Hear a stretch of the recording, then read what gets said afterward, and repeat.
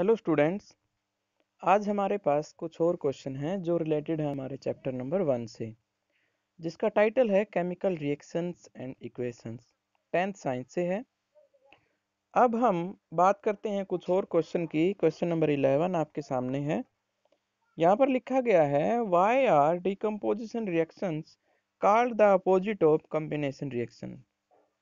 यानी decomposition reaction combination का opposite कैसे होती है। तो इस क्वेश्चन को समझते हैं। पहले हमें बताना है डिकम्पोजिशन रिएक्शन कॉम्बिनेशन के अपोजिट कैसे है। तो सबसे पहले हमें पता होना चाहिए कि कॉम्बिनेशन रिएक्शन क्या होती है। कॉम्बिनेशन रिएक्शन में कोई भी दो रिएक्टेंट मिलते हैं और दोनों मिलकर के एक तीसरा प्रोडक्ट बनाते हैं और साथ में एनर्जी रिलीज होती है।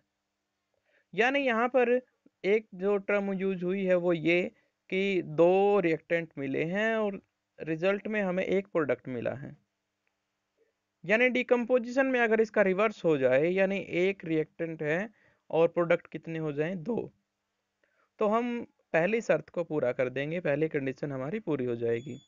दूसरी कंडीशन क्या है कि कॉम्बिनेशन में रिजल्ट में हमें एनर्जी मिली थी, तो डिकम्पोजिशन में एनर्जी हमें देनी पड़ेगी, ये दूसरी कंडीशन है। अगर ये दोनों कंडीशन फॉलो होती है तो हम कहेंगे डिकम्पोजिशन कॉम्बिनेशन का रिवर्स है या फिर ठीक अपोजिट है। तो एग्जाम्पल हमारे सामने है AgCl को अगर हम सनलाइट के प्रेजेंस में रख देते हैं तो Ag अलग हो जाता है और Cl अलग हो जाता है। ये वही चीज है, बिल्कुल अपोजिट उसका। हमने एनर्जी प्रोवाइड कराई और रिजल्ट में दो प्रोडक्ट बन गए, दोनों कंडीशन यहाँ पर पूरी होती हैं। कॉम्बिनेशन में इसका रिवर्स हुआ था। कार्बन और ऑक्सीजन की अगर हम बात करें तो रिजल्ट में हमें कार्बन डाइऑक्साइड और यहाँ पर कुछ एनर्जी मिलती है। ये ठीक रिवर्स फिनोमेना है। यहाँ पर एनर्जी मिल रही है, प्रोडक्ट एक है, और इसका रिवर्स अगर हम कर दें यानी डिकम्पोजिशन में प्रोडक्ट दो हैं और एनर्जी हमें देनी पड़ती है। तो इस तरह से काम करता है। और उसके बाद हम क्वेश्चन नंबर 12 की बात करेंगे। हमें डिकम्पोजिशन रिएक्शन के लिए यहाँ पर कुछ इक्वेशंस लिखनी है अलग अलग तरह की कंडीशन में। यानी हमें एनर्जी देनी पड़ेगी इस केस में, चाहे वो किसी भी फॉर्म में दें। यहाँ पर ये कहता है एक बार आप हीट की फॉर्म में एनर्जी दीजिए, दूसरे केस में आप लाइट की फॉर्म में एनर्जी दीजिए, और तीसरे केस में आप इलेक्ट्रिसिटी की हेल्प लीजिए। तो हमें तीनों के लिए इक्वेशन लिखनी है अलग अलग। मैं फिर से रिपीट कर देता हूँ, डिकम्पोजिशन में एनर्जी देनी पड़ती है और एक रिएक्टेंट दो प्रोडक्ट्स में टूट जाता है। तो इस बात को ध्यान में रखते हुए हमारे पास सबसे पहले डिकम्पोजिशन ड्यू टू हीट है। कैल्शियम कार्बोनेट, इसको हीट जैसे ही दी, कैल्शियम ऑक्साइड और कार्बन डाइऑक्साइड दोनों बन गए। उसके बाद डिकम्पोजिशन ड्यू टू लाइट की बात करती हैं। AgCl सनलाइट में जैसे ही हमने रखा इसको, तो सिल्वर अलग हो जाता है, क्लोरीन गैस अलग हो जाती है। उसके बाद इलेक्ट्रिसिटी की बात करेंगे। Decomposition due to electricity, water को हमने इलेक्ट्रिसिटी प्रोवाइड कराई तो हाइड्रोजन अलग हो गई, ऑक्सीजन अलग हो गई है। तो ये हमने तीन मेथड पढ़े जिनकी हेल्प से डिकम्पोजिशन किया जा सकता है। तो हम इतना समझ गए हैं, एनर्जी चाहे किसी भी फॉर्म में दें, रिजल्ट में हमें क्या चाहिए है, दो प्रोडक्ट चाहिए, तो वो डिकम्पोजिशन कहलाती है। क्वेश्चन नंबर 13 है what is the difference between displacement and double displacement reaction, right equation for these reactions. सबसे पहले हमें समझना पड़ेगा कि डिस्प्लेसमेंट होता क्या है। डिस्प्लेसमेंट में हम एक मेटल लेते हैं और एक मेटल साल्ट लेते हैं। अब उन दोनों में से जो ज़्यादा रिएक्टिव है वो साल्ट पार्टिकल्स को अलग कर देगा और अपने साथ उनको कंबाइन कर लेगा। ये होती है हमारे पास डिस्प्लेसमेंट रिएक्शन। जो डिस्प्लेस कर देता है एलिमेंट वो ज़्यादा रिएक्टिव बोला जाता है इसमें। जैसे यहाँ पर जिंक की बात की है इन्होंने, जिंक प्लस AgNO3, तो जिंक नाइट्रेट बन जाता है और सिल्वर बन जाता है। यहाँ पर आप देख सकते हैं सिल्वर को डिस्प्लेस कर दिया गया। किसने किया? जिंक ने। तो zinc is more reactive. Double displacement में दो मेटल साल्ट होते हैं और वो आपस में आयंस को क्या कर लेती हैं, एक्सचेंज कर लेती हैं। यहाँ पर भी पहले डिस्प्लेसमेंट होती है, यानी ज़्यादा रिएक्टिव एलिमेंट कम रिएक्टिव एलिमेंट से साल्ट छीन लेता है। और यहाँ पर सेकंड स्टेप में क्या होता है, जो साल्ट आयन बचे थे वो उसके साथ रिएक्ट हो जाते हैं जो फ्री मेटल हो चुका है। जैसे यहाँ पर एग्जांपल लेते हैं KBr यानी पोटेशियम ब्रोमाइड, और उसके बाद है बैरियम आयोडाइड। तो ये रिजल्ट में हमें पोटेशियम आयोडाइड और बैरियम ब्रोमाइड देता है। सबसे पहले पोटेशियम जो ज़्यादा रिएक्टिव थे उसने बैरियम को डिस्प्लेस किया और आयोडीन उससे छीन लिया। उसके बाद जो आयोडीन हो चुका है, जो बैरियम बचा है, ब्रोमाइड बचा है पोटेशियम के साथ जो था, वो अब बैरियम के साथ रिएक्ट करके बैरियम ब्रोमाइड बना लेता है। तो इस तरह से काम करते हैं। उसके बाद क्वेश्चन नंबर 14 है, ये कहता है कि सिल्वर को रिफाइन करना है, यानी बाहर निकालना है किसी सॉल्यूशन से, और सॉल्यूशन का नेम यहाँ पर दिया गया है silver nitrate solution. Involve displacement bye copper metal, write down the reaction below. बहुत आसान है। यहाँ पर हमें कॉपर को ज़्यादा रिएक्टिव दिखाना है, होता भी है। कॉपर लेंगे और सिल्वर नाइट्रेट सॉल्यूशन ले लेंगे। बस यहाँ पर हमें करना क्या है, कॉपर नाइट्रेट बन जाता है और सिल्वर अलग हो जाता है। अगला क्वेश्चन हमारे पास है प्रेसिपिटेशन रिएक्शन के बारे में। एग्जाम्पल के साथ हमने बताना है क्या होता है। प्रेसिपिटेट्स का मतलब झाग होता है, यानी अगर ऐसी कोई रिएक्शन हो जिसमें झाग बनते हो रिलेटेड एलिमेंट के, तो हम उससे कहेंगे वो उस एलिमेंट की प्रेसिपिटेशन रिएक्शन है। यहाँ पर एक एग्जाम्पल लिया गया है barium chloride plus potassium sulphate. अगर मैं यहाँ पे रिएक्शन को स्टडी करता हूँ तो पोटेशियम क्या करेगा, क्लोराइड को ले लेगा।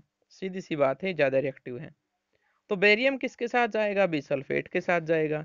डबल डिस्प्लेसमेंट टाइप रिएक्शन है। तो जो सल्फेट होते हैं वो येलो कलर के सॉल्यूशन बना लेते हैं, मतलब झाग से बना लेते हैं प्रेसिपिटेट्स। तो यहाँ पर हम कहेंगे ये रिएक्शन एक प्रेसिपिटेशन रिएक्शन है। अगला क्वेश्चन हमारे पास है question number 16। Explain the following in terms of gain and loss of oxygen with 2 examples each. Oxidation बतानी है, ये गेन ऑफ ऑक्सीजन होता है हमें पता है। रिडक्शन बताना है, ये लॉस ऑफ ऑक्सीजन होता है। दो दो एग्जाम्पल देने हैं दोनों के, यानी दो रिएक्शन में ऑक्सीजन ऐड करके दिखानी है और दो में ऑक्सीजन को हटा के दिखाना है। तो बहुत आसान है, मुझे उम्मीद है आप इनको कर लेंगे। जैसे कार्बन और ऑक्सीजन को मिलाया तो कार्बन डाइऑक्साइड बन गई, कॉपर और ऑक्सीजन को मिलाया तो कॉपर ऑक्साइड मिल गया। ये तो होगी ऑक्सीडेशन। रिडक्शन में इसका रिवर्स हो जाएगा, कार्बन डाइऑक्साइड प्लस वाटर अगर H2 मिलाते हैं तो ये H2 रिएक्ट करके ऑक्सीजन हटा देगा और वाटर की फॉर्म में अलग हो जाएगा, यानी एक ऑक्सीजन कम हो गई है यहाँ पे। ऐसे ही कॉपर ऑक्साइड के साथ हम हाइड्रोजन ऐड करते हैं तो कॉपर और वाटर अलग हो जाते हैं। तो ये रिडक्शन के एग्जाम्पल हैं। क्वेश्चन नंबर 17 है, बहुत आसान है और ये उसी टाइप का है जैसे मैंने बताया था। यहाँ पर एक स्पेस दिया जाएगा, हिडन स्पेस, जो बताना होगा कि वहाँ पर क्या आना चाहिए। यहाँ पर एक्स एलिमेंट है जिसको हीट किया जा रहा है, और पहले वो शाइनिंग ब्राउन कलर का था, बाद में कैसा कलर हो गया उसका, ब्लैक कलर हो गया है। तो उस एलिमेंट को हमें पहचानना है। कॉपर ऐसा एलिमेंट होता है, अगर हम इसे हीटिंग प्रोवाइड कराएं तो ये शाइनिंग सरफेस से डार्क हो जाता है। तो यहाँ पर कॉपर को जैसे हमने ऐड किया शाइनिंग ब्राउन कलर से, ये ब्लैक कलर में कन्वर्ट हो जाता है। कॉपर प्लस ऑक्सीजन, इसको हीट जैसे ही मिली ये कॉपर ऑक्साइड बन गया। अगला क्वेश्चन हमारे पास है, why do we apply paint on iron articles. लोहे से बनी हुई चीज़ों को, मशीनों को हम पेंट क्यों करते हैं। तो ये बहुत आसान क्वेश्चन है और हमें इसका आंसर पता है। रस्टिंग एक फिनोमिना होता है स्पेशल किसके केस में, आयरन के केस में। एक्चुअली मेटल की जो सरफेस होती है वो धीरे धीरे ख़त्म होने लगती है एनवायरनमेंट में प्रेजेंट मॉइस्चर और डिफरेंट गैसेस के प्रेजेंट होने से। उससे क्या होता है, उसकी क्वालिटी या अपर लेयर हटने लगती है धीरे धीरे। आयरन के केस में ये और भी स्पीड के साथ होता है, और उस स्पेशल टाइप की रिएक्शन को रस्टिंग कहा जाता है। मॉइस्चर और वाटर की प्रेजेंस में ऑक्सीजन की प्रेजेंस में ये रिएक्शन करता है और रस्ट बना लेता है आयरन ऑक्साइड और साथ में मॉलिक्यूल्स वाटर के। ये रस्टिंग फिनोमिना होता है, और हमें इस रस्टिंग से बचाने के लिए इसे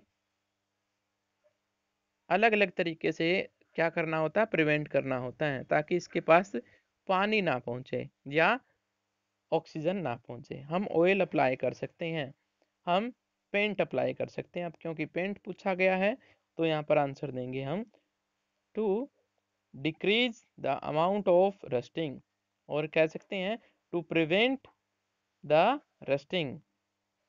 क्वेश्चन नंबर 19 है, oil and fat containing food items are flushed with nitrogen, Y.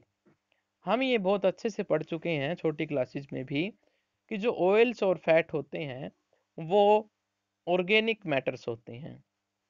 Biologically वो फूड का काम करते हैं माइक्रो ऑर्गेनिजम्स के लिए। वो माइक्रो ऑर्गेनिजम्स हवा में प्रेजेंट रहते हैं,